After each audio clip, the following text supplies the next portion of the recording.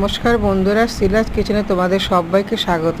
তো আজকে করেছিলাম আলু পনির দিয়ে ডালনা। তো পনিরগুলো আমি কেটে নিলাম, তারপরে কাশ্মীরি লঙ্কার গুঁড়ো, জিরের গুঁড়ো, ধনের গুঁড়ো, একটু নুন হলুদ দিয়ে ভালো করে মেখে নিলাম, নিয়ে তেলের মধ্যে ভালো করে ভেজে নিলাম। তো ভাজা হয়ে গেলে আমি এইদিকে তেলের মধ্যে 1 চামচ ঘি দিলাম, তার সাথে দিলাম জিরে, তেজপাতা, শুকনো লঙ্কা আর একটু গোটা গরম মশলা ফোড়ন দিয়ে আমি আলুগুলো ছেড়ে দিলাম। আলুগুলো যখন ভাজা ভাজা হয়ে গেল তখন টমেটো, কাঁচা লঙ্কা ছেড়ে দিলাম, আর দিয়ে দিলাম পেঁয়াজ, আদা, রসুন বাটা, আর দিলাম একটু জিরের গুঁড়ো, ধনের গুঁড়ো, শুকনো লঙ্কার গুঁড়ো দিয়ে ভালো করে নুন মিষ্টি দিয়ে কষিয়ে দিয়ে দিলাম ঝোল। তো ঝোলটা যখন ফুটে উঠবে তখন আমি পনিরগুলো দিয়ে দিলাম। পনিরটা দেওয়ার পরে কিছুক্ষণ রেখে আমি বেশ খানিকটা দুধ দিলাম।